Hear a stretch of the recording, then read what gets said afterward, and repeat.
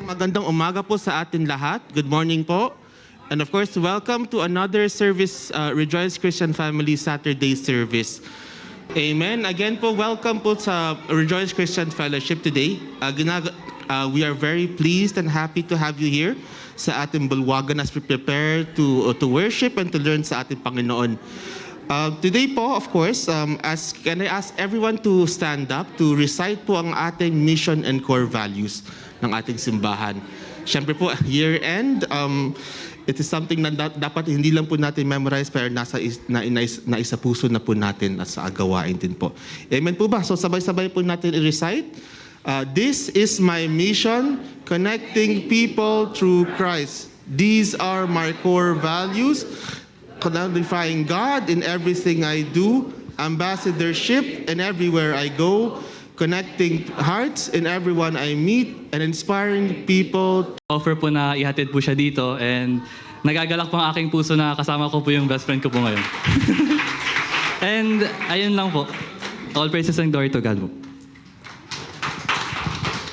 Amen. Thank you po ulit, Kuya Kirby, ang AKA slowest top 1 student. Actually, may mga nicknames po kami sa grupo, so may mga nicknames po kami. Anyway po, I continue to praise God sa lahat po ng buhay po, brothers and sisters po that form the youth ministry. And I think po we are very excited today din po kasi may special lesson kami, courtesy po of our guest speaker today. Pero stay tuned doon. And for our second Thanksgiving po, again, part po ng RCF Youth, I would like to call on po si Ate Rain. Amen po.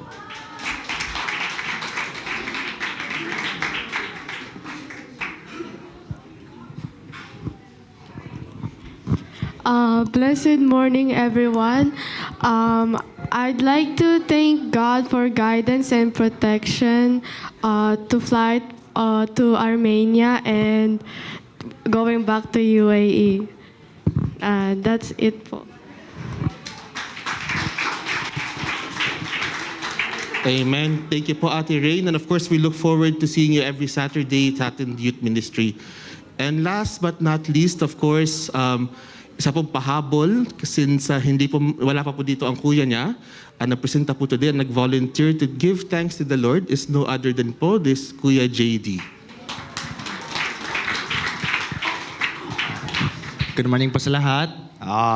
I'd like to thank the Lord for a few things. One is that I finally got my documents for my graduation, so I have my diploma with me. Another thing is that the Traveling Mercy for Papa and Kuya, they just landed yesterday at they'll be here but pretty late dahil adjusting pa po sa oras. Another thing that I would like to thank the Lord for is that I finally completed the songs for Likawit, even though I feel time constraints, there were some challenges. I was able to complete them. I was able to send it to Kuya Melvin, so we'll just wait for the video on 29. And another thing I would like to thank the Lord po is also protection then for me, for Mama, for Kuya Carlo, and that's it. Thank you po. To God be the glory. Thank you po, Kuya JD. And of course, wag mo kaming kakalimutan pag director ka ng 20th Century Fox. So this November po, church, I also want to thank God kasi this November, God gave us an opportunity to go to New Zealand. So I'm sure you've heard my mom give her Thanksgiving. Pero I would like to thank God kasi yung opportunity na yun, we got yung brief time na yun, I got to see Arvin and the family. And yung 2.5 weeks binigay namin 2.5 weeks, it was a blur. It was so fast. And if there was one thing that journey taught us talaga is that just how short time can be. So church, today, as we prepare for Christmas, if today, kasama mo ang husband and wife mo, kasama mo ang kids mo, consider this the best blessing ever. We are more than privileged and blessed to be with family. And at the end of the day, if there is anything, family means everything.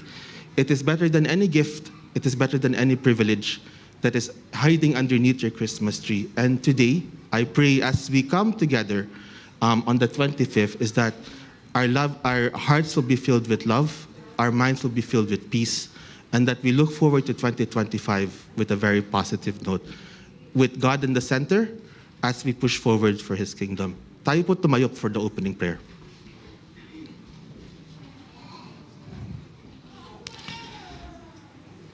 Amen, Panginoon Lord. Salamat po, Lord, sa pagkakataon na to, Lord. Again, as we prepare sa inyong pagdating on the 25th, on your birthday and the birthday of Christ, we thank you, Lord, for all the blessings, that provisions, protection that you have showered upon us. And Lord, as we prepare for today's worship service, Lord, ihanda mo po, Lord, ang aming mga puso to receive, not only to receive your word, but to also give and share this with the people that we love. Before we stand in front of you, Lord, humihingi po kami ng kapatawaran sa mga bagay po na ginawa namin na hindi ka nais-nais sa inyong harapan. Linisin niyo po kami, tanggalin niyo po ang aming whatever burdens, challenges na meron po kami sa aming mga shoulders. Lord, we drop them, Lord, at your feet this morning. And as we come together as a congregation, I pray that you bless every element of the church that you will use today. Lord, salamat po, Lord, kay Kuya Dexter and sa kanyang and for his buong family. I pray that you continue to provide for him, that you give him wisdom, that you give him the knowledge to share and to partake your word, Lord. Ikaw po ang tumayo sa kanyang harapan, Lord. Ikaw po ang magsalita sa kanyang bibig. Today, as he sends a message, as we partake, Lord, as we conclude this year. Salamat din po, Lord, sa mga musikero po namin na ginagamit niyo po. Kay Ate Josh na mag-lead ng praise and worship today. And to everyone that forms the music ministry, ikaw po magbigay ng saya at galak sa mga puso po nila as they serve and exemplify your glory, Lord, in every single possible way. Salamat po, Lord, sa mga usher, Lord, sa walang pigil ng ngiti at welcoming sa ating mga member ng ating simbahan. Salamat din po sa mga ginagamit niyo po sa likod, ang technical ministry, Lord, ang multimedia that continues to use all the means and tools, Lord, to connect not only us, but every satellite church. And Lord, as we prepare our hearts, Lord, for your message, Lord, may we observe, Lord, and instill a reinforced unity, Lord. May we have the passion, Lord, an increased passion to serve you in the new year. And may we continue to give our lives, Lord, only for your glory. And sa mga kapatiran po namin, Lord, na nanonood sa Zoom or wala pa po sa simbahan, Lord, ikaw po mabigay sa kanila ng traveling mercies, Lord, blessing and protection, Lord, na wala pong kaluluwa today, na aalis po sa bulwagan na to, Lord, na walang blessing niyo, Lord. And today, Lord, as we celebrate your coming, may you fill our hearts with joy, with expectation, Lord, and also a positive outlook, Lord, as we reach and near towards the new year, Lord. This I pray in Jesus' name. Amen. Sabay-sabay po natin basahin ang Psalm 107, 20 to 22. So, amen po, sige. Praise the Lord, you His angels, you mighty ones who do His bidding, who obey His word. Praise the Lord with all His heavenly hosts, you His servants who do His will. Praise the Lord, all His works everywhere in His dominion. Praise the Lord, my soul.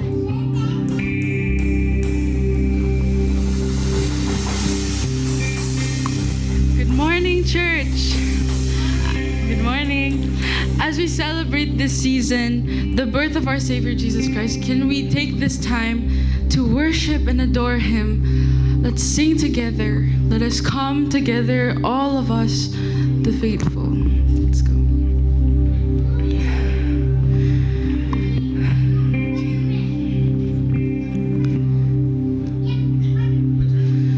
Oh, come, all ye faithful, joyful and triumphant. Oh, come, ye, oh, come.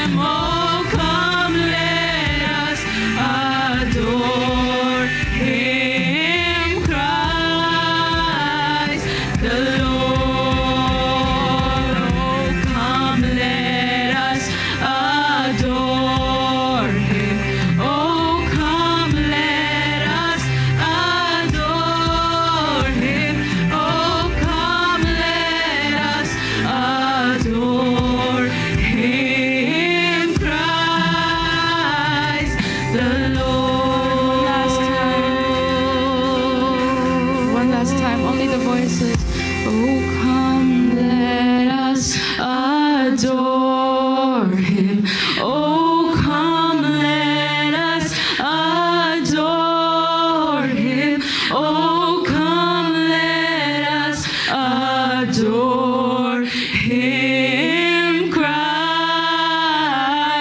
the Lord. Amen. We adore you, O God. We adore you. And we remember your birth. We remember the angels who sang and praised you 2,000 years ago. And now, this day, we want to join them. We want to praise your name, oh God. We'll praise you. Amen. Let's sing. Angels, we have heard on high, sweetly singing o'er the plains, and the mountains in reply, echoing their joyous strains. Gloria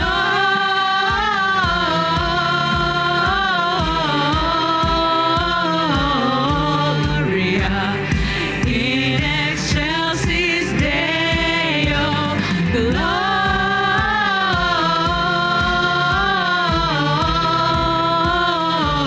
Gloria in excelsis Deo. Shepherds, why this jubilee? Why your joyous strains prolong? Say that what gladsome tidings be, which inspire your heavenly song. Gloria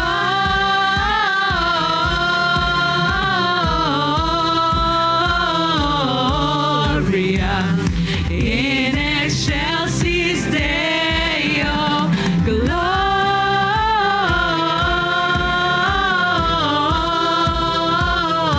Gloria in excelsis Deo. Come to Bethlehem. Come to Bethlehem and see Him whose birth the angels sing. Come adore on bended knee, Christ the Lord, the newborn King.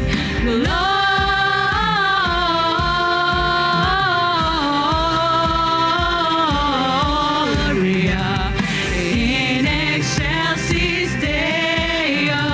Gloria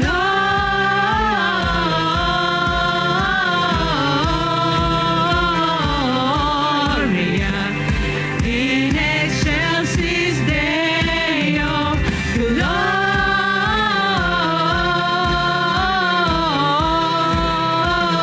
Gloria in excelsis Deo.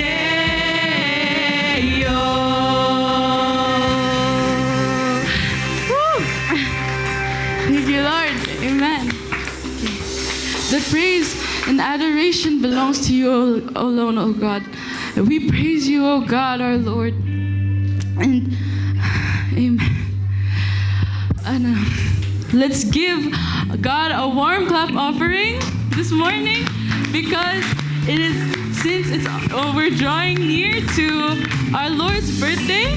Let's have our, because we are Christians, it is our time to celebrate our Savior's birth. Can we greet everyone Merry Christmas? Pakitingin nga po sa mga katabi nyo. Greet nyo nga po ng Merry Christmas this morning. Merry Christmas. Sige. Merry Christmas!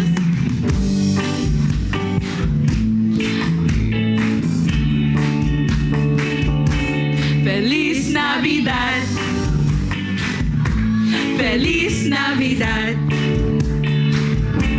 Feliz Navidad, próspero año es felicidad. Feliz Navidad, feliz Navidad, feliz Navidad, próspero año es felicidad. I wanna wish you a Merry Christmas. I wanna wish you a Merry Christmas. I wanna wish you a Merry Christmas from the bottom of my heart. I wanna wish you a Merry Christmas. I wanna wish you a Merry Christmas. I wanna wish you a Merry Christmas from the bottom of my heart. Ayan, this morning, since it's almost Christmas, can I request that we have a little exercise this morning? Tawagan nga po natin to brighten the mood is our Ate Angel who will show us the dance moves. Sige.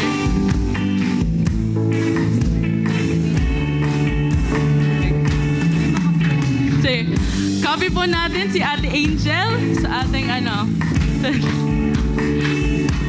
Feliz Navidad.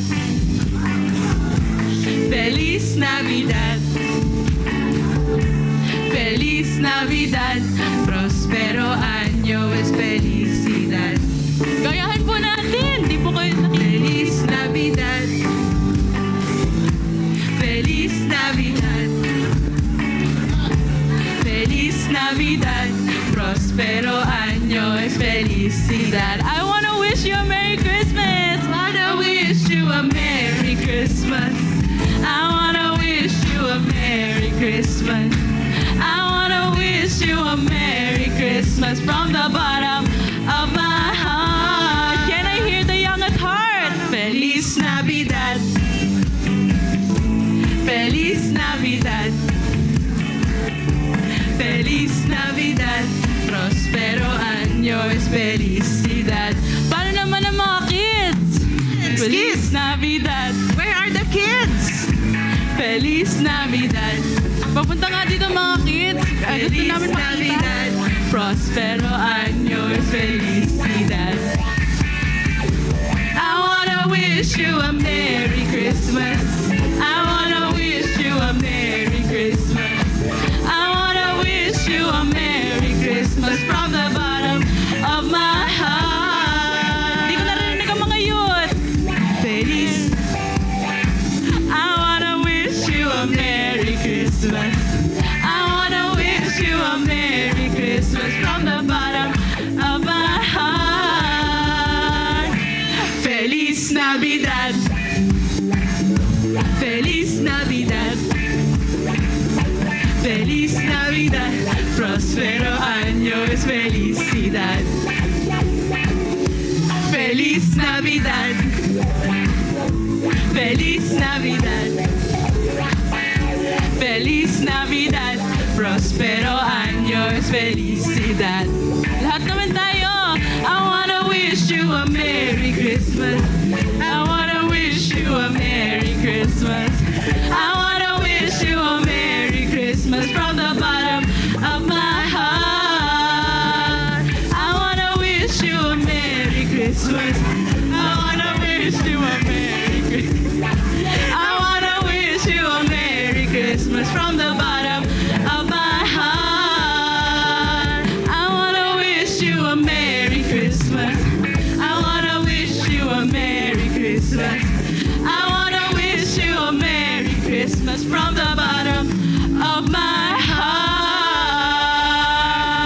Merry Christmas sa lahat!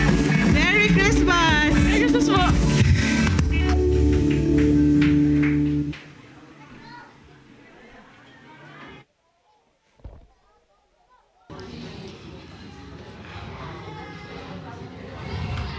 Yan po, magpalang araw po sa bawat isa. Good morning. At isang privilege and honor na makatayo sa harapan to share the Word of God today. At welcome po sa bawat isa. And yun po, as we continue po ang ating pong preaching team for this month, ang title po natin is Reach, Teach, and Repeat. So, as we heard po for the past 3 weeks, ang ating mga pastor and preacher, they're able to share this team sa atin, and napakalaga na ma-recall tayo sa ating pong preaching team, and we heard po yung mga different topics that they have shared to us, and as we all know that reach, teach, and repeat, it's an instruction or cycle sa atin. It's a command that we need to follow and to share the God's love to everyone. So napakahalaga na ito po yung ating maintindihan. And of course, God will use us in every way. in every way that we can please Him, and we may have different skills sa atin na pwede po natin na magamit. So I just want to remind that this is a command, it's a cycle that God is giving to us. At until na maging habit sa atin itong reach, teach, and repeat na process sa ating pong buhay na Kristiyano. No? So ating pong main text for today will be coming from Matthew chapter 4, verse 23 to 25. Inaanyayahan ko po ang bawat isa na tumayo in reverence to the reading of Word of God. Okay, so Jesus went through Galilee, teaching in their synagogues, proclaiming the good news of the kingdom and healing every disease and sickness among the people. News about Him spread all over Syria, and all people brought to Him all who were ill with various diseases, those suffering severe pain, the demon-possessed, those having seizures, and all the paralyzed, and healed them. Large crowds from Galilee, the Decapolis, Jerusalem, Judea, and the region across the Jordan followed Him. Father God, salamat po Panginoon sa araw to na binigay niyo po sa amin, at bigyan niyo po kami Panginoon ng wisdom, knowledge, understanding, nagalang lamang po sa inyo, Father God, for us to understand your word today, Father God, at gamitin niyo lamang po ako bilang inyong mensahero, Father God, at nawa po ang inyong pong mensahe lang ang aking po mabagkis, Father God, at maraming salamat po at binabalik po namin sa inyo ang pinakamataas o puri pa sa salamat. In Jesus' name we pray. Amen and amen. Amen po. So yung pong ating text for today is it's dealing to the early days of the ministry of Jesus Christ. At as we all know, dun sa ating pong context ng ating pong verse today, so He just came out from the wilderness after being tested by Satan for 40 days, just to give background dito po sa Matthew. At of course, sinimula ni Jesus Christ yung kanyang tawagin ng mga disciple. And nagsimula silang maglingkod sa ating Panginoon.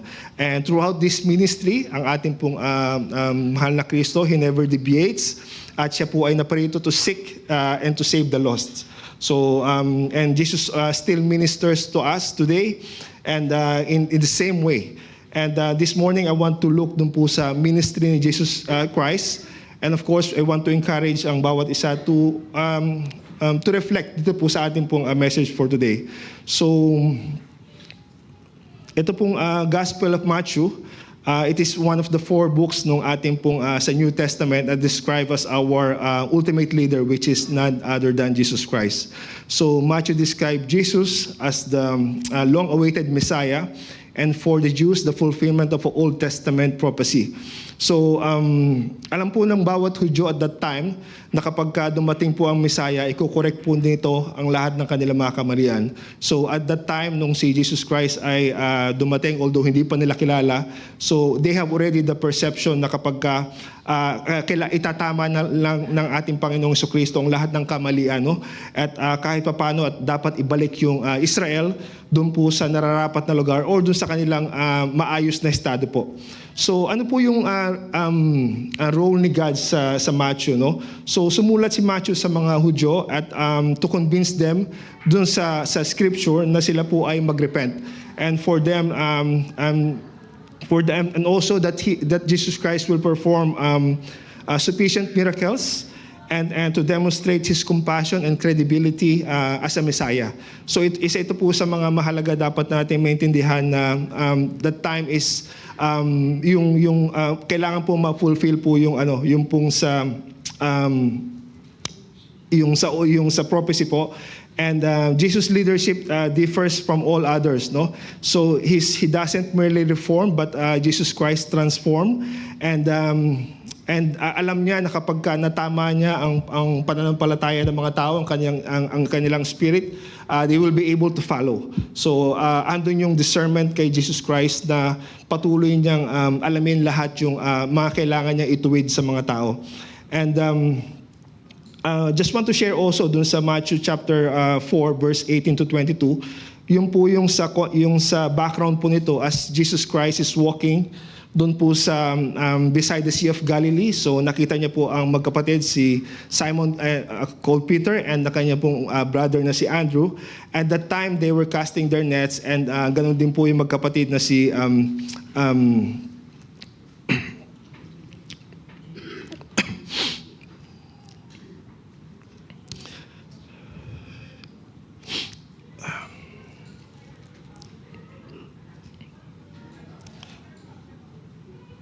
Ayun po. And we can see doon po sa Matthew chapter 4 verse 18 to 22, yung pong when Jesus calls his first disciples.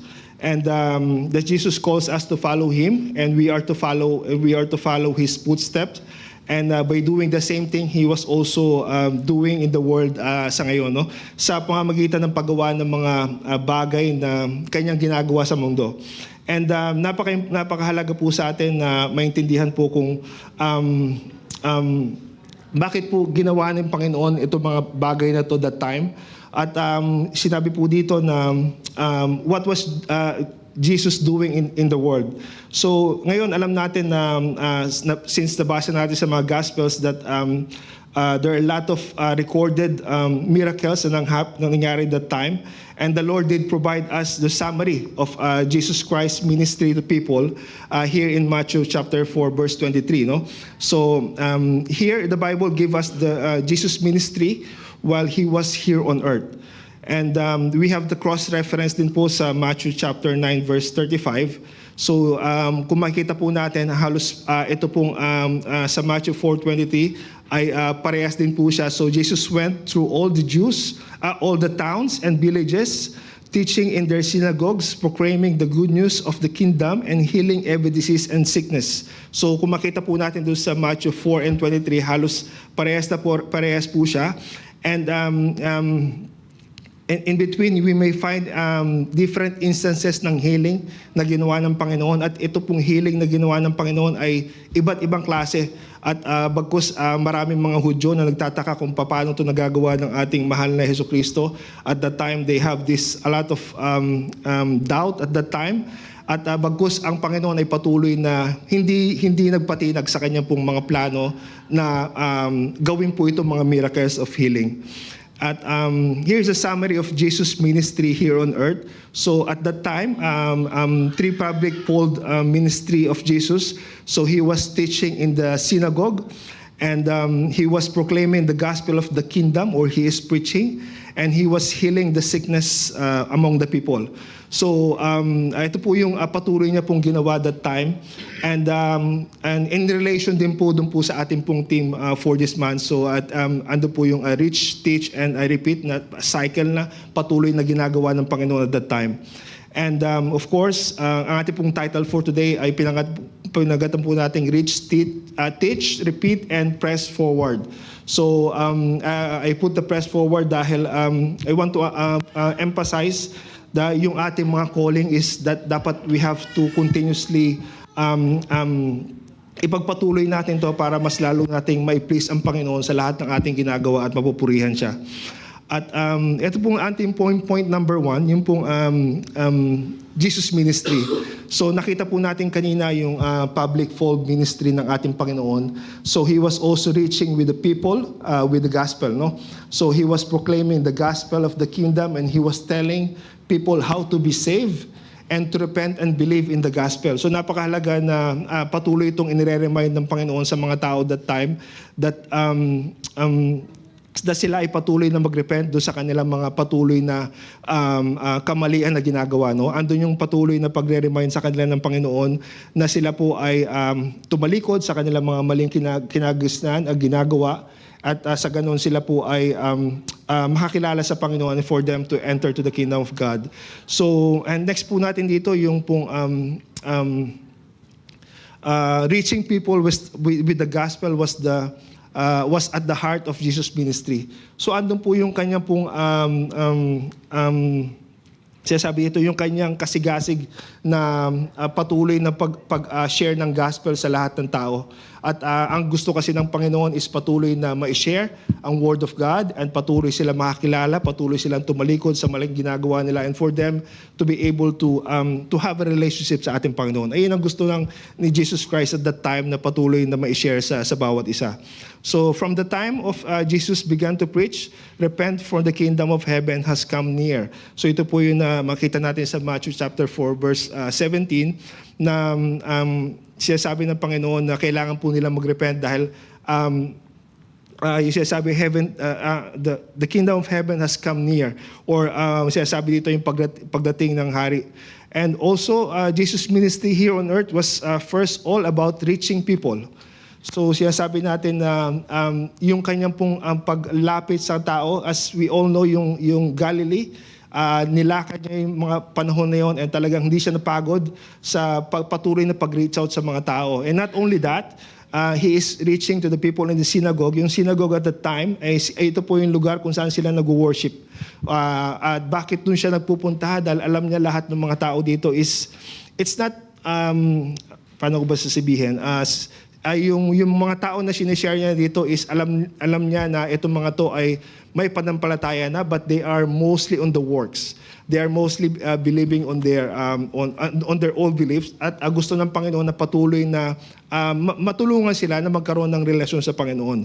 So patuloy siyang nag-reach sa mga tao na ito, and he was also teaching people and growing them spiritually. So aside from reaching itong mga tao na to, he always teach at patuloy siyang nagbibigay ng mga word of God and for them to grow spiritually sa kanilang pong pananampalataya. No? So siya sabi po dito that Jesus had the heart to teach people the truth, and Jesus teach them so that their lives could be changed by following God's word as they were discipled.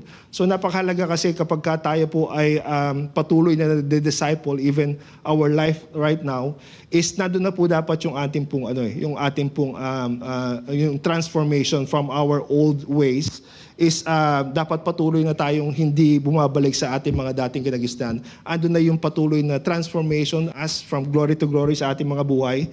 Siguro hindi na tayo katulad 20 years or 10 years ago sa ating mga dating ginagawa. So napakahalaga na pag tayo ay patuloy na disciple na isishare ng salita ng Panginoon, is nandun na yung ating pong conviction sa ating mga buhay. No?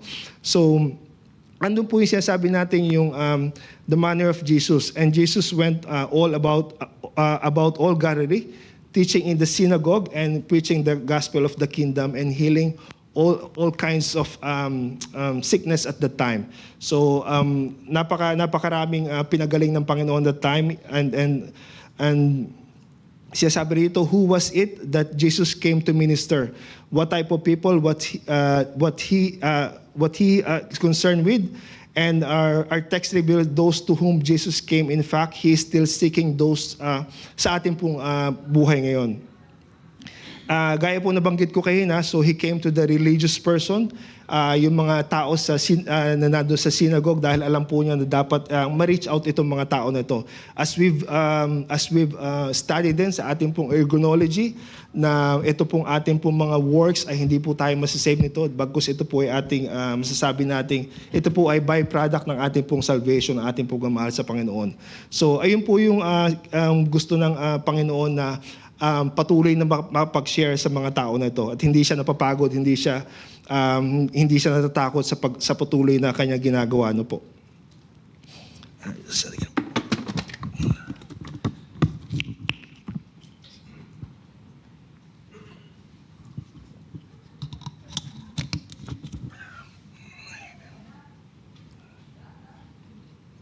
Ito po, bali, Jesus has a heart to teach people with the truth.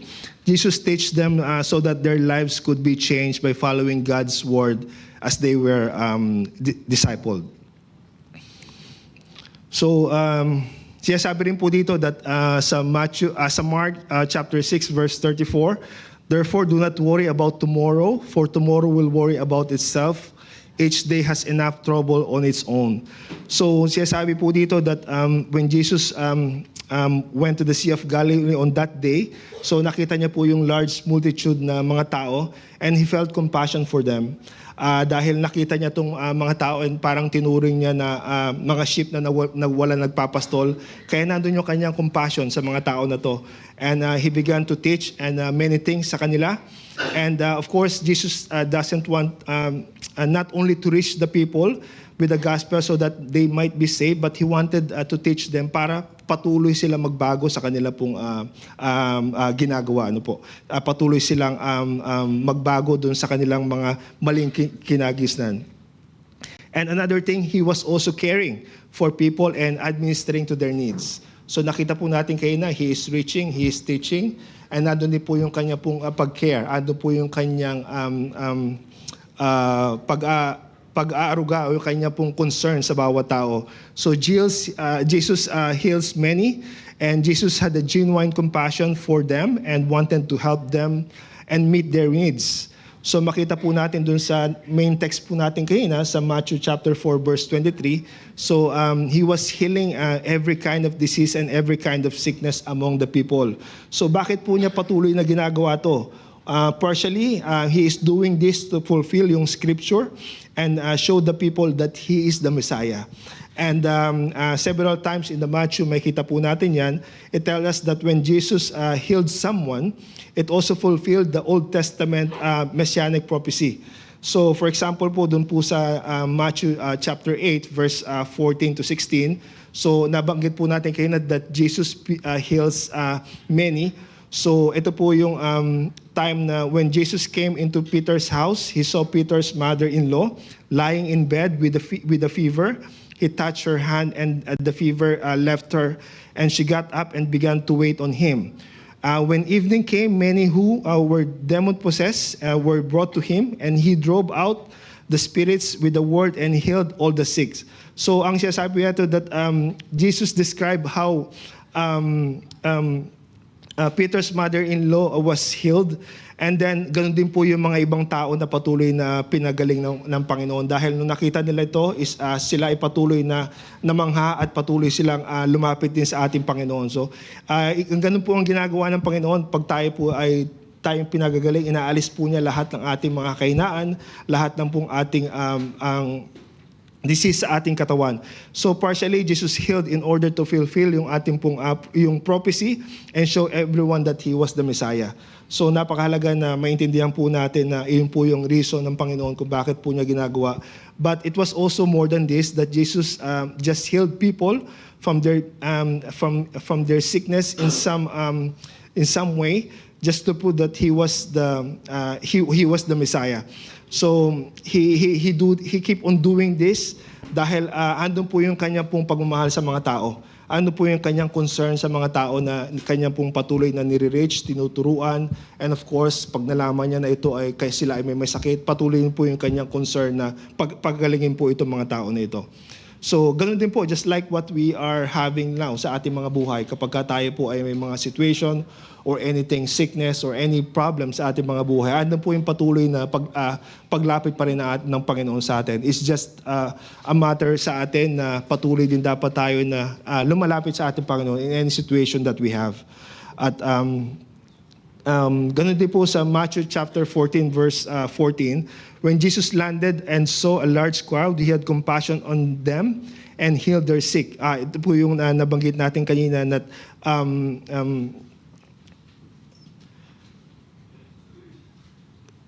He healed those people in the crowd that day because He really had a compassion or love for them.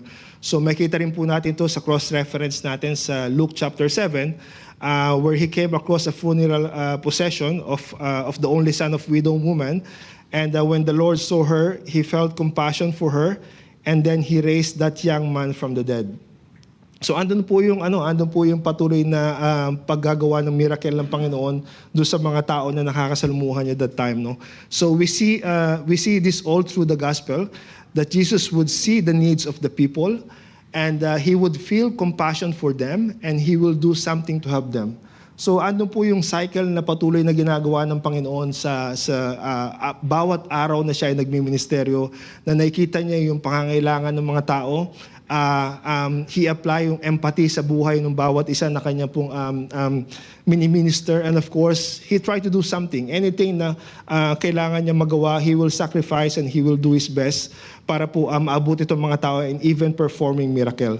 So Jesus felt compassion and He did something to help. And the bottom line po dito is Jesus healed because He cared for everyone. Just like how He cared for us today and how He's thinking of our ang ating pong mga kinalalagyan ngayon. Kaya kung sino man sa atin ngayon ay may mga ibang mga pinagdadaanan, don't forget na Panginoon ay patuloy na tayong inaabot sa ating mga pangangailangan. It's a matter of patuloy din dapat tayo na lumalapit sa Kanya sa ating mga sitwasyon. So He's always doing this even sa current situation po natin. So The summary of Jesus' ministry, ito pong sa ating point number 1. So he was reaching people by sharing the gospel with them. And he was teaching people with the word of God. And he was healing people by administering their needs. So napakahalaga nung patuloy na cycle na ginagawa ng Panginoon that time na he is continues to share the gospel to anyone and to continue to share the word of God, and ganun po yung patuloy na pag-address niya doon sa pangangailangan ng mga tao, doon sa mga may sakit, lalo na doon sa may mga sakit. So reaching, teaching, I change it to caring is the good summary nung pong Jesus ministry while he was on earth that time. So we know that he stayed here for almost 3 years at that time, and ito po yung kanyang patuloy na ginagawa ng mga panahon na yun po. So reaching, teaching, caring, and healing for the people. Sa pangalawa po nating point, yung po ang ating first is yung Jesus ministry. Yung next po yung ating pong ministry mismo. So makita po natin ito sa 1 Peter chapter 2 verse 21. So this you were called because Christ suffered for you, leaving you an example that you should follow His steps. So napakahalaga na alam natin na si Jesus Christ ang ating pong role model sa ating mga buhay, ang kanya pong salita na nasa ating mga Biblia, ang ating pong gabay sa ating mga buhay. And of course, we have to follow His step. At andun din po yung sinasabi sa atin that we try to imitate yung pong yung kanya mga ginagawa. We know that we are sinasabi natin dito that we are not like him. He is unique on a lot of things compared sa atin. At it is important sa atin na patuloy natin na gamitin ang Panginoon bilang ating role model or example sa ating pong buhay, no? So he did some things which we cannot imitate. Ito po yung he is God and we are not.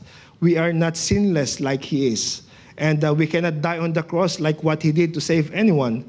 Jesus was unique in those areas. So but having said, he is also an example sa ating mga buhay. And Peter says that we are to follow his footsteps. And the scripture tells us that we are to purposely imitate yung pong magandang mga katangian ng Panginoon. Ando po yung pagiging Christ-likeness sa atin, lalo na sa ating mga Kristiyano. And of course, ando po yung patuloy na pagkakaroon po natin ng relasyon sa Kanya. So, yung application po natin dito as we continue to study the Word of God and apply sa ating mga buhay, we are acquiring Christ-likeness sa ating mga buhay. Where we, as I mentioned kanina, as we keep on studying the Word of God, ando po yung pagtatransform sa atin from glory to glory, na hindi na po tayo yung katulad po nung ating pong dating mga kinagisnan.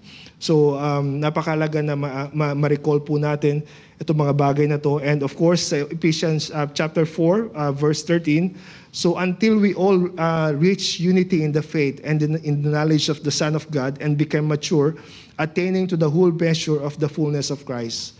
So ano po yung sinasabi natin na patuloy dapat natin paglago sa ating pong buhay Kristiyano. Hindi dapat tayo yung masasabi natin na nung una tayo nakilala sa Panginoon is we just maintain on that. Dapat andun na po yung patuloy natin na pagsisik palagi ng Word of God. Andun na yung init sa ating pong pagsasaliksik ng salita ng Panginoon. At not only that, is nandun na po dapat yung patuloy na concern natin on how we can apply these words na ang Word of God na ating mga natutunan. So, the goal of a Christian here on earth is to become mature in the fullness of Christ. So, we are to become like Him. So, napaka-importante na maintindihan po natin yung ating pong goal bilang mga Kristiyano, no? So, what did Jesus do when He was here on earth? So gaya po na nabanggit natin kanina, He was teaching, reaching, teaching, and caring for the people, and also healing. So kaya siya sabi natin na kapag tayo ay patuloy na nagka-follow sa ating Panginoon, sa kanyang mga footsteps, we are also doing kung ano po yung patuloy na ginagawa ng Panginoon that time. Is nandun na po dapat sa atin yung yung pagre-reach out natin sa mga kaibigan natin, sa mga mahal natin sa buhay, andun yung patuloy natin dapat na pagtiteach kung tayo man ay mga SBC leaders or tayo may mga Bible study members. So andun na rin po dapat yung ating pong encouragement. Andun na rin po dapat yung ating pong responsibility na tayo ay patuloy na nag-share ng Word of God. Kapag tayo na-assign na ng ating mga leaders to share, andun na po dapat yung ating pong responsibility na patuloy tayong magbahagi ng salita ng Panginoon. Of course, yung caring, ano po yung ating pong mga concern sa ating pong mga mahal sa buhay, ating mga kaibigan, those people na alam natin na gusto nating madala sa Panginoon. So dapat ando yung ating patuloy na pagmamalasakit sa kanila on anything that they are going through. So as we all know that lalo na kung alam niya na tayo ay mga Kristiyano, andun po dapat yung patuloy na paglapit natin sa kanila and sharing kung sino ang ating Panginoon ng paglilingkuran, how great is our God, at let's continue to maintain that kind of relationship sa ating mga kaibigan. So what does God want you to do? Want you to be doing in the world? So He wants us like what Jesus is doing in the past. So we have to imitate and we have to continue reach, teach, and care sa bawat mga tao na ating po nakakasalamuha. So we are following Jesus. There should be some way in our life. So kapag tayo ay patuloy na lumalakad, nag-aaral ng salita ng Panginoon, dapat nakikita na to sa ating mga buhay. Ano po? So we must be involved in reaching out people. You are teaching or discipling or mentoring others to grow in their faith. You should be consistently caring for others. So kapag tayo patuloy na sumusunod sa ating Panginoon, itong mga characteristic na ito dapat is patuloy na natin siyang nagagawa. At patuloy na dapat siya nagiging routine, nagiging hobby. Ito pong ganitong klaseng pag-reach sa mga tao, patuloy na pagtuturo. And of course, yung ating pong patuloy na pagkakalinga sa kanilang mga pangangailangan. So there should be some way in your life that you are teaching, discipling, mentoring to others to grow in their faith. So ito po yung nabanggit ko kayo na it can be on SBC, it can be on the ETS, it can be on Saturday schools sa ating po mga bata na kailangan turuan. And ganoon din po yung ating mga evangelism, andin po yung ating mga discipleship class.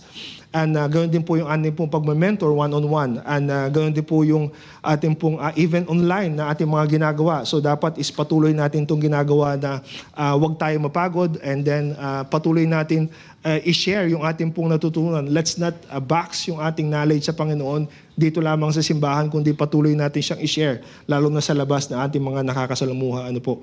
At ganoon din po yung sinasabi ito that you should be consistently caring for others. So it begins always with our family. That's our first ministry.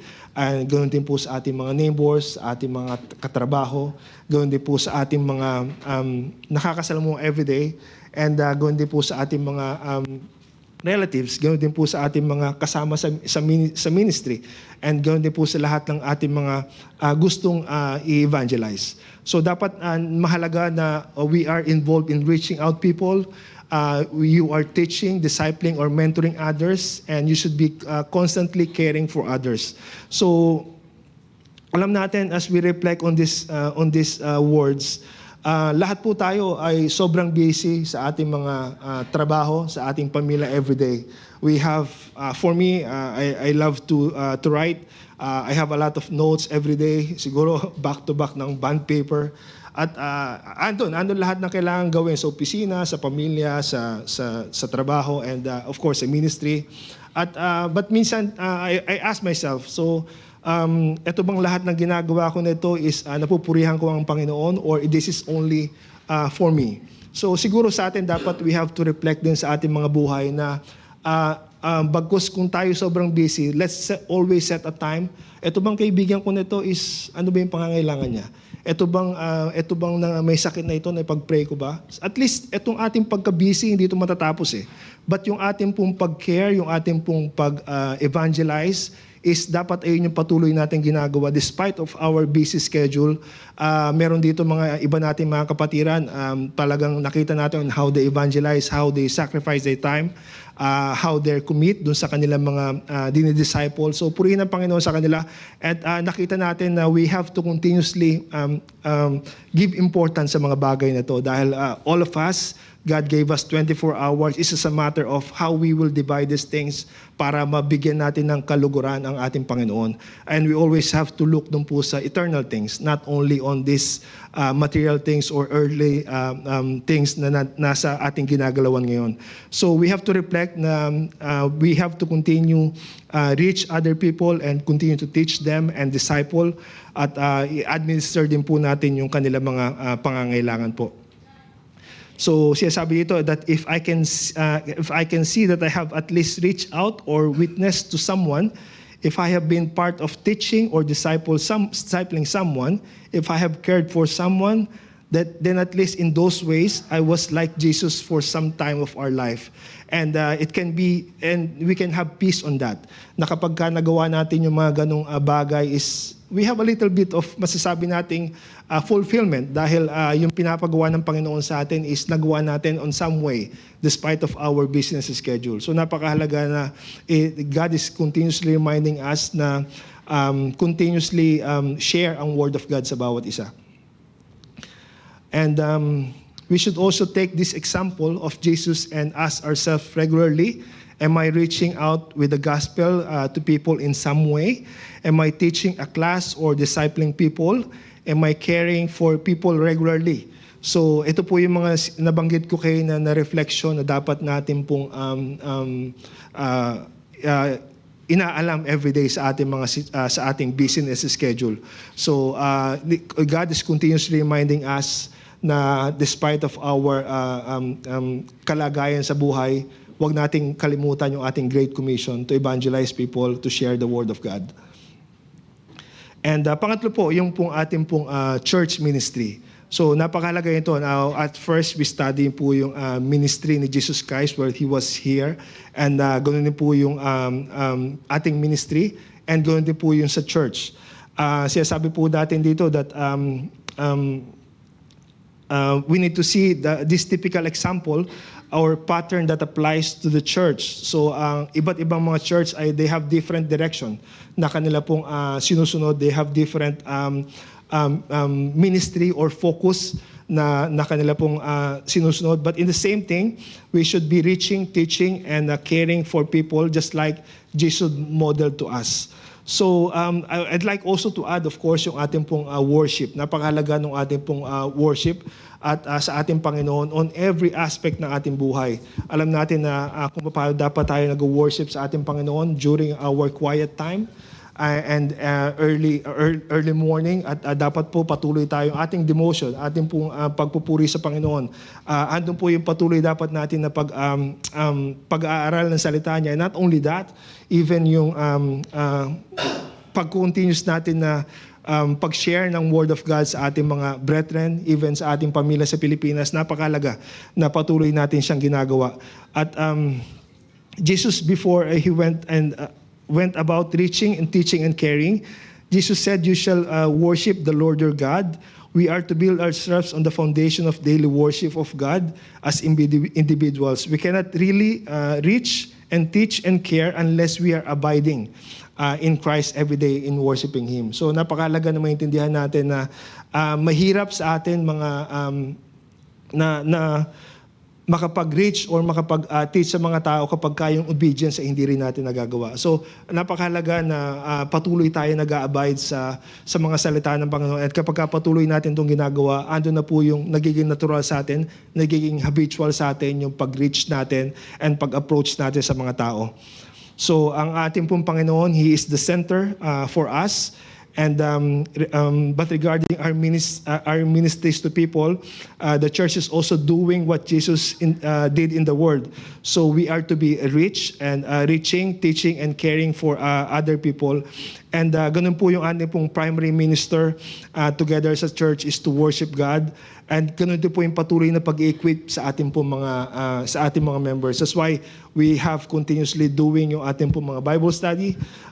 Ganun din po yung nakaraan natin na equipping the saints, at ito po ay patuloy na gagawin dahil ito po yung ating pong calling na patuloy na dapat na lumago ang bawat isa. Ano po yung ating pong commission na yung paglago dapat ng bawat member sa salita ng Panginoon is nandun po sa atin po. So, sinasabi natin ito that we should continue to reach people and teach them sa ating pong mga natututunan sa ating pong relasyon sa ating Panginoon.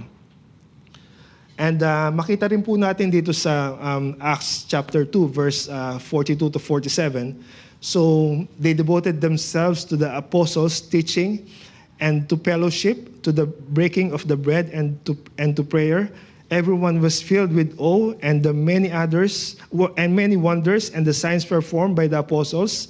All the believers were together and had everything in common. So ito po yung sinasabi na patuloy po silang, andun po yung kanilang fellowship, sa patuloy na tulungan sa bawat isa. And of course, nandun po yung patuloy na pag-fellowship nila sa bawat kapatiran. So they sold their property and possession to give to anyone who had need. Every day they continued to meet together in the temple courts. They broke bread in their homes and ate together with the glad and sincere hearts. So, and praising God and enjoying the favor of all the people, and the Lord added their numbers daily, those who are being saved. So ganun po yung kanila pong eagerness to continue doing the fellowship with one another, and ganoon din po yung kanilang pong pagbebenta ng kanilang mga ari-arian in order to share doon po sa mga ibang tao po. And makita po natin doon sa nabasa natin kayo sa verse 42, ito po yung patuloy na pagtiteach. So they were continuously devoting themselves to the apostles, and that's the teaching part.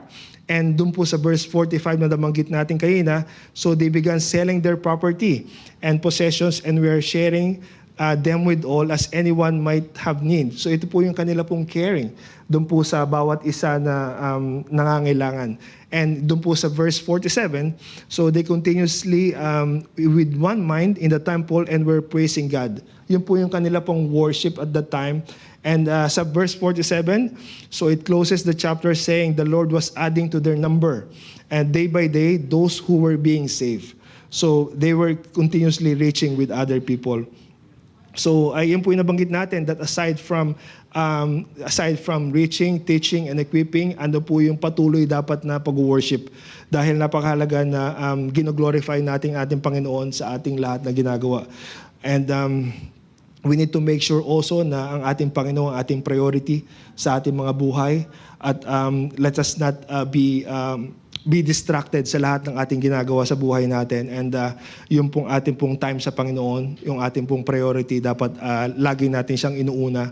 And by doing that, God is giving us wisdom sa lahat ng ating mga gagawing steps everyday sa ating family, sa ating work, and sa ating ministry.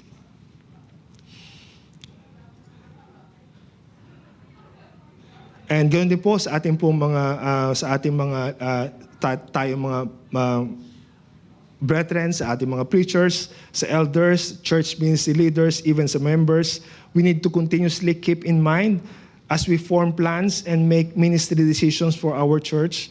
So we are here to glorify and worship God.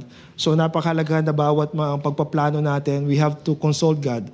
Ito pong ating gagawin mga bagay nito will give glory sa ating Panginoon or will just give credit sa atin. So dapat nandun yung patuloy na pag-remind sa atin na lahat ng ating ginagawa ay para sa kapupurihan ng Panginoon, lalo na sa equipping ng mga bawat tao. And we have to continuously serve by equipping, by reaching and teaching, and also by doing worship together, and also yung fellowship natin sa bawat isa. So yun po yung ating pong sinasabi natin na vision and mission. That is what we are supposed to be planning sa ating pong bawat ministry na ginagawa.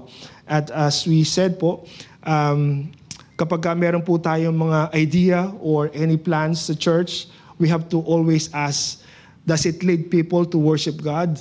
Does it reach people with the gospel? Does it disciple people and teach them with the truth of God's word?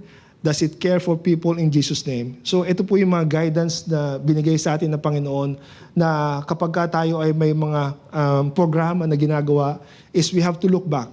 Ito pong ating gagawin ito ay magbibigay ng kaluguran sa ating Panginoon. Ito po ay makakapagdala ng kaluluwa sa Panginoon. We have to use this as our pattern, use our guide sa patuloy na pag-evangelize. So mahalaga na we have to remember this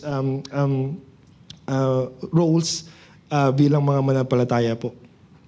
So ito po, ang ating pong mission is connecting people to Christ. Ang ating pong vision, every people a disciple maker. So napakalaga, this is just always a reminder sa atin like sa start ng service, ito po binabanggit natin kasama ang ating core values dahil ito po yung ating pong role is for us to continuously connect people sa ating Panginoon. And not only that, yung lahat po ng at even nasa church na we have to continuously be yung pagiging disciple maker.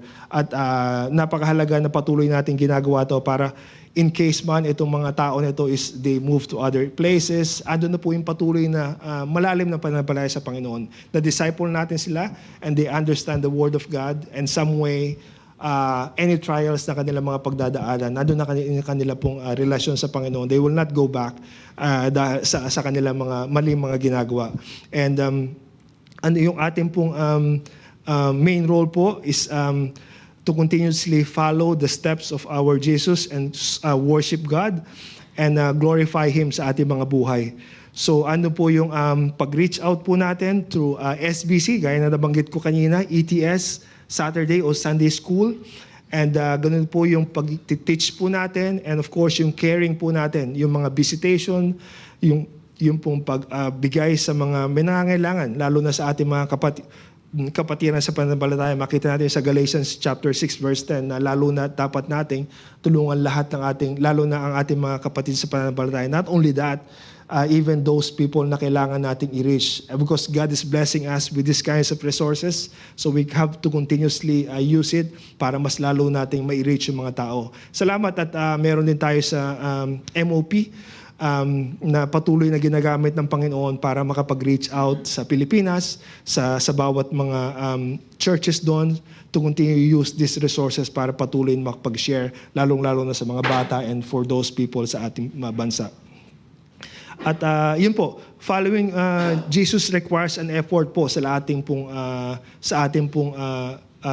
part. Hindi po to ganun kadali yung pong pag-follow sa ating Panginoon, but it involves commitment. It involves yung ating pong desire na mas lalo po tayong gamitin ng Panginoon. Any skills na meron tayo, it can be tayo ay nurse, tayo ay nasa IT field or engineer, anything, magagamit tayo ng Panginoon para sa kanyang pupurihan. So dapat nandun na po yung ating pong patuloy na pag-submit sa ating Panginoon and continue to serve others through serving Him. At andun na po yung dapat nating mindset sa ating pong buhay. So,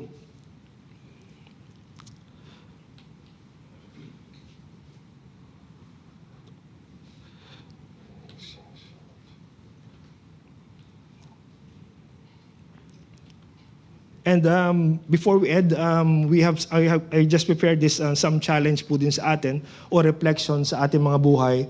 Alam po natin that yung ating pong mga possessions will not last here. Yung ating pong fame o yung ating pong position, yung pleasure or anything that we are earning on this earth. Ito po ay hindi po natin madadala sa kaharian ng Panginoon, bagkus dapat we always continuously look for the eternal things. We always invest sa eternal things while we are here. Those things na patuloy natin pag-share ng salita ng Diyos sa bawat mga kaibigan na ating nakakasalamuha. We don't know sometime as we continue to pray for them as sila ay makakilala sa Panginoon. So napakahalaga na dapat nating continuously i-desire sa ating mga buhay na yung ating pong pagsisik eternally sa ating pong buhay. No? So sabi natin dito that Jesus Christ proclaimed the gospel. He taught in the synagogue. He ministered to the people with their needs. Ito po yung makita po natin doon sa ating pong team na Reach, Teach, and Repeat. At dapat po ito patuloy na maging cycle sa ating mga buhay. It's just a reminder for us that we should continuously reach ang mga tao at patuloy natin silang i-share ng Word of God, and this will be a continuous process po sa atin. At yun po, at maraming salamat at binabalik po lahat na mapuri sa ating Panginoon. Let's close in prayer. Father God, salamat po sa araw ito na binigay niyo po sa amin, Father God. And thank you for using me, Father God, to share your word, Father God. At nawa po, Panginoon, ay ito po sana, Panginoon, ay tumanim sa aming puso't isipan, Father God, at patuloy na may remind, Father God. Salamat, Lord, for giving us this reflection, Father God, that we should always reach people, Father God, continually teach them sa aming pong mga buhay, Father God, and continuously to care sa kanilang pong pangangailangan, Panginoon. Patuloy niyo po kaming gamitin, Father God, anuman pong aspeto ng aming mga buhay, Father God, on how we will be able to share Word of God, Panginoon, sa aming pong mga mahal sa buhay, sa aming mga kaibigan, Father God, on how we can administer, Panginoon, on their needs, Father God. Muli po, Panginoon, binabalik namin sa inyo ang pinakamataas na puri at pasalamat. Ito po ang aming samot dalangin. In Jesus' name we pray. Amen and amen.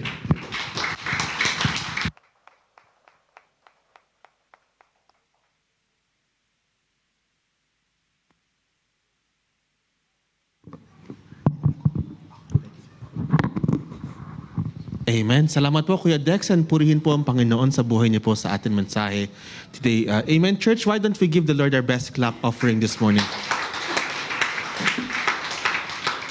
Tayo na po ay, dadako na po tayo sa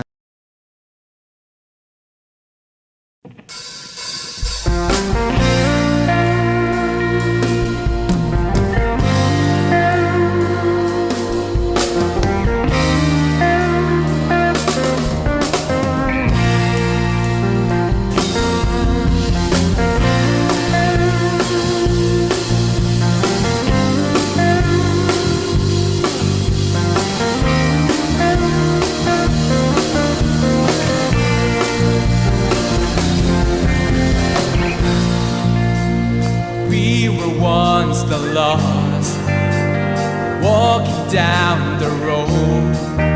You came and then you called, every life was sold. The greatest kind of love that no one else can give. You paid the cost of life so we could live. Now we are known by the love of the King. And we will shout, declare His name and say,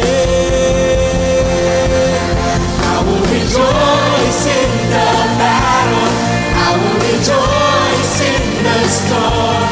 We will rejoice, we will rejoice. I will rejoice in my fortress, I will rejoice in my strength. We will rejoice, giving us every reason to rejoice.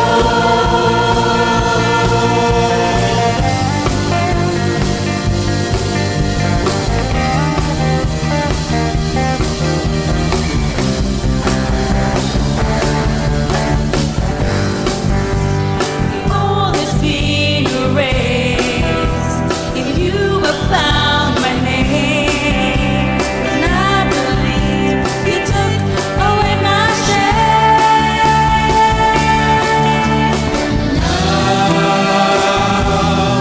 We are known by love the King, and we will shout, declare His name and say.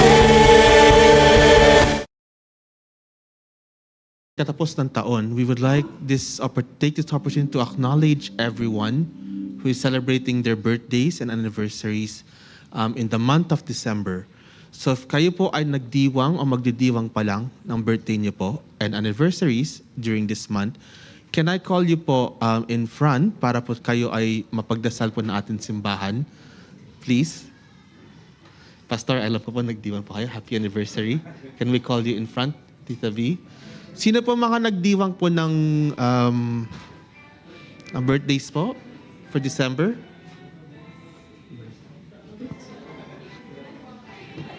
Sino po yung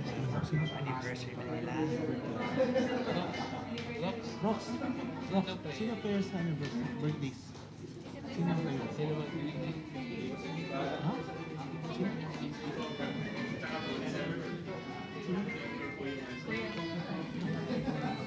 Sino po magdadasal for ano? Hindi ko alam. Naku. Pastor Ruel. Pastor Ruel na lang. Nasaan mas Pastor Ruel? Okay. Okay. So to pray po for our celebrants and nagdidiwang po na anniversary, can I please call po si Pastor Ruel to pray for them? Sorry po, Pastor. Surprise. Thank you. Surprise mo naman ako. Thank you po. Ayun. Magandang umaga po sa bawat isa. Medyo nagulat lang po, nagitla lang po ako ng konti. But salamat sa Panginoon sa buhay ng ating mga kapatid. Palakpakan nga po natin sila for the wonderful achievement ng bawat isa. Una sa lahat, for the gift of life. Sa mga nagbe-birthday, indeed the Lord is so gracious for reaching this time na naabot nila. And lalo-lalo na sa mga nagse-celebrate ng anniversary. It's the biggest milestone sa buhay. Imagine, dalawang personalidad, laging-laging nagka-clash, but laging staying in love. Ayon, for a very long time. Ayan. Purihin natin ang Panginoon and we would like to pray for everyone. Please stand up po. Let's rise. Tayo pa manalangin. Panginoong Diyos, Ama, patuloy kami na nagpupuri sa inyo, Panginoon. Lord, aming itinataas kayo sa aming mga buhay, Panginoon. Patuloy naming ina-acknowledge kung gaano kayo kabuti sa aming mga buhay, Panginoon. Lord, as we come to you once again in prayer, Panginoon, dinadalangin namin, Panginoon, we offer you the lives of our brethren here, Panginoon, na nagse-celebrate ng kanilang mga birthdays and anniversaries. Panginoon, kaibutin niyo po sa aming lahat. Lord, despite the challenges that we have been through, nandito po kami.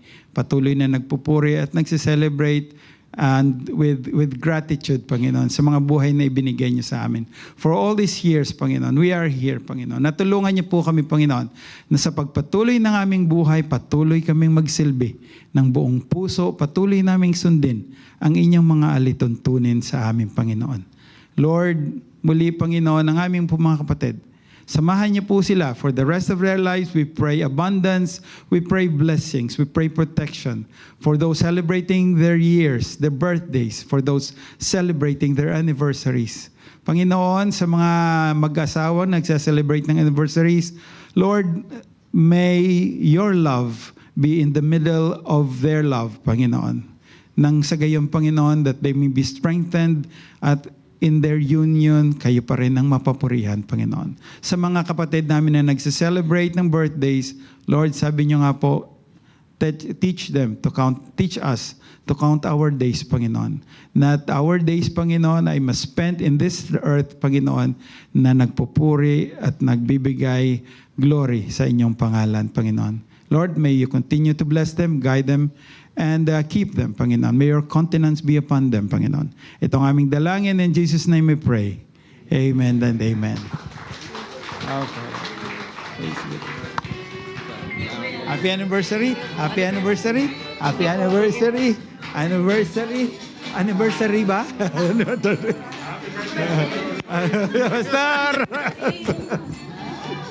Happy birthday!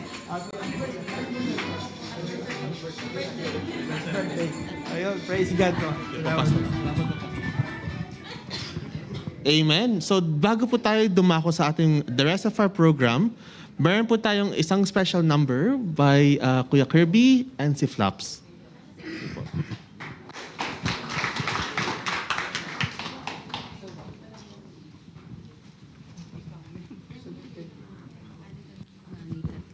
First name to? O ito first name niya? Joram. Parang Kalija. Parang Kalija. Hindi, ito. Clear naman itong dalawa. Clear yan. Pero ito, ano first name niya? Salvador. Parang surname niya. Ito, Joram pa yung first name.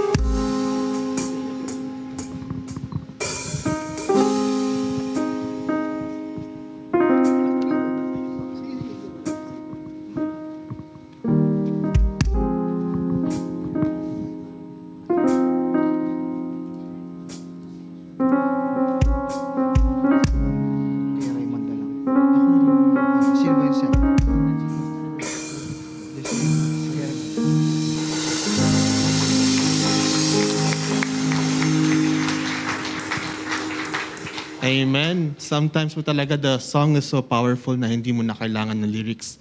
And thank you to Kuya Kirby, Kuya Flaps, and sa lahat po ng bumubuo ng music team ng Rejoice po. Purihin po kayo ng Panginoon. Amen po. So, dadako na po tayo sa atin mga first-time visitors today. We would like to take this opportunity to welcome you up front and also to pray for you as part of our congregation. So if I call your name po, can I kindly ask you to come para po kayo ay pagdasal namin? Si Ate Abigail Morales, si Kuya Joram Salvador, si Ira Lingat, si Kuya Samuel Rojas, which I believe is nasa loob pa ng youth. Iman po, please. Welcome po sa amin sa Rejoice Christian Family. Si Kuya John Harvey Mello. Si Kuya John Harvey. Amen po. And si Ate Vicky Mello din po. So welcome po sa Rejoice. So meron po tayong tradition sa Rejoice is kasabihan po sa aming simbahan is 1 minute lang po kayong bisita and the rest po is you are part of our family. So once again, we would like to welcome you sa Rejoice Christian Family and to pray po for our first time guests. Can I call on po Kuya Raymond to pray for them? Amen. Again, we welcome you. We are glad na narito po kayo. Salamat po sa pagbisita. Nawa, this is not only the first time, but makasama pa namin kayo sa mga susunod. Okay lang po ba na ipanalangin namin kayong lahat? Sige po. Tayo po ito may lahat ating ipanalangin ating mga bisita. Lord, muli kami ay lumagapit sa iyo, Panginoon, this morning. Salamat sa aming mga visitors, Panginoon. Salamat dahil alam ko po, Panginoon, that you have a plan. Bakit mo sila dinagat, Panginoon, sa lugar na ito, Panginoon. Lord, nawa, Panginoon, patuloy kang nila makilala, Panginoon, ng lubusan, Panginoon. Personally sa kanilang buhay. At lumalim, Panginoon, sa paglakad, pagsunod sa iyo, Panginoon. Lord, madiscover nila, Panginoon, yung purpose and yung buhay nila, nila, Panginoon, at Lord, na sundan nila, Panginoon, yung iyong will, Panginoon, sa kanilang buhay. Lord, ang dalangin namin, gamitin mo rin po kami bilang iglesia, Panginoon, to help them, Panginoon, grow in their spiritual life, Panginoon. Lord, salamat sa aming mga bisita. Nawa, makasama pa namin sila, Panginoon, sa mga iba pang naming gawain, Panginoon. Be with them, Panginoon. Bless them, Panginoon. Bless their families.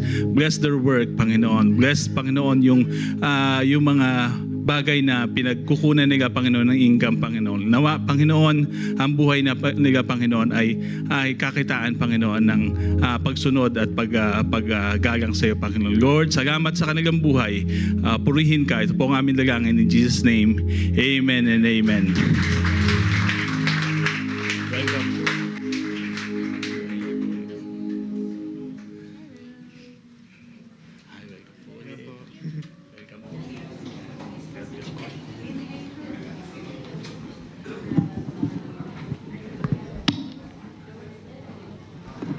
Sige po. Again, welcome po to the Rejoice Christian family. And we look forward to seeing you for our upcoming services and for many more weeks to come. So to conclude po our service po, we have a couple more announcements that we would like to make. First din po is, of course, yung magtatapos na po ang ating yearly theme, which is My Testimony is for God's Glory. So praise God. Once again po, as we conclude the month of December, as for the preaching team, reach, teach, repeat. Amen po. So, again po, sa December 29 po, which is a Sunday, magkakaroon po tayo ng RCF Joint Fellowship Year-End Thanksgiving. So, magkakaroon po tayo ng official e-invite. So, more details po to follow. So, please continue to follow po ang social media pages po natin. And of course, meron pong special announcement po sa mga involved po for the joint fellowship on the 29th.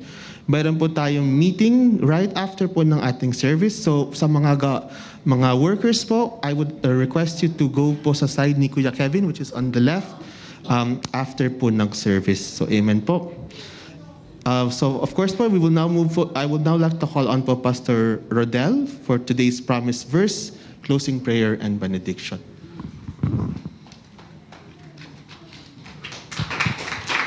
Amen. Thank you, Andre. Sige po, parang pambarangay lang yung palakpak natin, ha? Pwede ba yung makalangit na palakpak? Salamat sa Panginoon. Marahil yung iba sa inyo, hindi niyo po alam na ako po ay dumating. I just came from the United States of the Philippines. Kaya dumating ho ako nung isang araw. Salamat sa Panginoon. At I'm so blessed to be back. Alam po ninyo, yung isang church na ating tinutulungan doon, yung aming flooring, ay mga bato-bato. So, napakapalad ho tayo dito dahil ang flooring ho natin talagang pwede ho kayong humiga. So, salamat sa Panginoon. Pwede bang isang palakpak pa sa ating Panginoon? Ayun. And I'm so happy to see you all. Yung iba nagulat ako at natuwa ako sa Panginoon dahil may mga bagong manggagawa tayo. Nung pag-alis ko ay nakaupo lang. Ngayon po ay committed na sila. So, salamat sa Panginoon. Ayan. At isa marahil sa stepping stone kung gusto natin lumago sa Panginoon ay mag-commit ho tayo sa kanyang gawain. If you commit yourselves kahit na mag-arrange lang ng silya every morning and you do it for the Lord, I'm sure you will have a reward in heaven. Ano po. So tayong lahat po ay tumayo. Nawa sa darating na Sunday ay nandun ho tayo lahat. Saan ang venue natin? Ang venue natin ay hindi dito. I understand ang venue natin ay sa Alcus at ang time natin ay bandang hapon. We had invited, ang gwapo ho nung natin, yung speaker ho natin sa Sunday at doon yan ho malalaman. Ayun ho ay nakababatang kapatid ni Richard, Alden Richard. Okay, so hindi po natin i-reveal yung pangalan. Malalaman nyo ho sa darating na Sunday. Pero wag ho kayong pupunta dahil sa kapatid ni Alden Richard. Pupunta kayo dahil sa Panginoon. Amen po ba? Sige, sabihin mo sa Panginoon. Okay, pupunta tayo. Ay, sa katabi mo pala. Pupunta tayo dahil sa Panginoon. Okay, praise the Lord. Let's all pray. Dakilang Diyos, amang mapagmahal. Salamat aming Panginoon muli sa araw na ito. Salamat aming Ama sa buwan ng December. Panginoon, reminding us, O God, of the greatest gift that you have bestowed upon us, aming Panginoon. Sabi mo, aming Ama, that Lord, you have given us eternal life. And this life is in your Son, is in our Lord Jesus Christ. That whoever has Jesus in his heart, he has life, O God. Salamat, aming Panginoon, that the salvation is a gift. It's not a work that we should do, but it's a gift that we should receive, aming Panginoon. At nawa aming mahabang inaalala namin ang pagdating mo dahil dito sa celebration ng Pasko. Panginoon Diyos, allow us to focus on the real reason, not on the occasion, Panginoon. Minsan, aming Ama, we are so much focused. Ano ang ibibigay, ano ang regalo, ano ang aming tatanggapin, ano ang etc. that this cause us frustration and cause us, Panginoon, stress in life. Bagkos, Panginoon, nawa, tulungan po ninyo kami to focus on you, aming Panginoon. Salamat, aming Ama, sa mensahe na ibinigay mo ngayon through your servant, si Kuya Dexter. That, Lord, indeed, oh Father, we have the ministry na dapat namin gampanan o dapat namin, Panginoon, gawin, aming Ama, habang kami ay sumusunod sa iyo. And Father God, you instructed us to follow your footsteps. And Father, you also equip us to do so. Salamat, aming Ama, sa church na ito. Who committed, oh Father, the leadership are committed to equipping your people. Salamat, aming Ama, na patuloy niyong ginagamit, oh Diyos, ang church na ito to reach hindi lang yung mga kapatiran namin na nandito, but outside of this hall, outside of this country, Panginoon. Aming Diyos, salamat for the lessons of today. Nawa, the challenges that was given to us, aming Panginoon, ay maging sariwa sa aming puso. Let your word, Father, be a word of transformation, a word of inspiration, O God, and the words of encouragement sa amin. Na kaya namin gawin ito, Panginoon, hindi dahil sa aming galing, hindi sa aming talino, hindi sa aming mga kakayanan, bagkos kaya naming gawin ito, Panginoon, because you are the one who is equipping us, who is allowing us to do these things, O God. Aming Diyos, I pray for each and every family. May you bless each one abundantly beyond measure sa aming Panginoon. I pray blessing aming to each and every company and businesses represented by your people. I pray, Father, that may you extend, Panginoon, to touch the lives of each and everyone. Lord, kayo po ang magkaloob, aming Ama, sa kahilingan ng bawat puso nandito sa hall na ito, Panginoon. Aming Ama, we have many unspoken requests. Minsan hindi po namin masabi sa iba. Iba, Panginoon, aming Ama, marahil may dumadaan sa problema, sa pagsubok sa buhay. Father, I pray, tulungan mo silang mapagtagumpayan, aming Ama. Aming Panginoon, I pray for healing sa aming mga mahal sa buhay, mga kapatiran na may karamdaman in the name of Jesus, who healed yesterday, today, and forever. Our greatest physician, our greatest healer, Panginoon, I pray, Father, touch this healing request, Panginoon, miracle healing na aming patuloy pinapanalangin sa iyo. We pray, Father, for Sister Bev, patuloy na kalangkasan, provision sa kanya, aming Ama, sa kanyang pamilya. Si Pastor Lynette, si Ate Dory, Panginoon, si Ate Maribig, and the rest of the people na hindi ko mabanggit, Panginoon. Special request din, Panginoon, kay Ate Geneva na may karamdaman ngayon. We pray healing in the name of Jesus, O God. And Father in heaven, muli, allow us to surrender the whole week to you and the whole day and the whole year. Salamat for 2024. Salamat for the many blessings, Panginoon, na iyo pong ibinigay sa amin. Salamat, aming Ama, Panginoon, sa mga napagtagumpayan namin problema sa buhay na nagpatibay sa amin. Salamat, aming Panginoon, sa mga pagsubok, aming Ama, na aming napagtagumpayan dahil ikaw ang kasama namin. Panginoon, patuloy kaming tumitingin, aming Diyos, sa darating na taon na kasama ka. At Panginoon, lalong patuloy kaming tumitingin at naghihintay sa iyong pagbabalik, O Diyos. May, Panginoon, this church continually be a salt and light, aming Ama. Saan mo man dalhin ang church na ito? Saan mo man dalhin ang bawat isa, Panginoon? And Father God, even sa mga kapatiran namin na ngayon lang nakasama namin, Panginoon, I pray, Father God, that this is not the first and the last, oh God, because this is just a start of a joyful and successful, Panginoon, and wonderful journey with you, oh God. Father in heaven, muli, we thank you. And as we celebrate itong Kapaskuhan, allow us, oh Father, to celebrate the real spirit of Christmas, to share, to reach people, to care for people, Panginoon. Muli, aming Ama, we surrender and we commit everything to you. Aming Diyos, higitan po ninyo ang kahilingan ng aming mga puso. We praise you, we glorify your name. At mga kapatid, sa ating paglabas sa hall na ito, tanggapin natin ang pagpapala, ang biyaya, ang pag-ibig at pagmamahal ng ating Panginoon. Humayo tayo, nataglay ang kanyang pagmamahal, ibahagi natin sa iba ang regalo na ating natanggap sa kanya, ang buhay na walang hanggan. We thank you, Lord.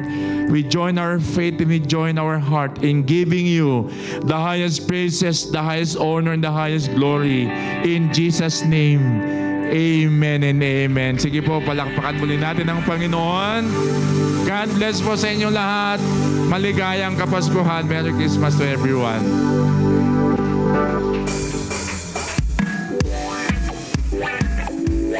Ayan, magkamayan nga po tayo at mag-greet tayo ng isa't isa ng Merry Christmas! Kasi malapit na ang Christmas. Merry Christmas! Ayan, Feliz Navidad!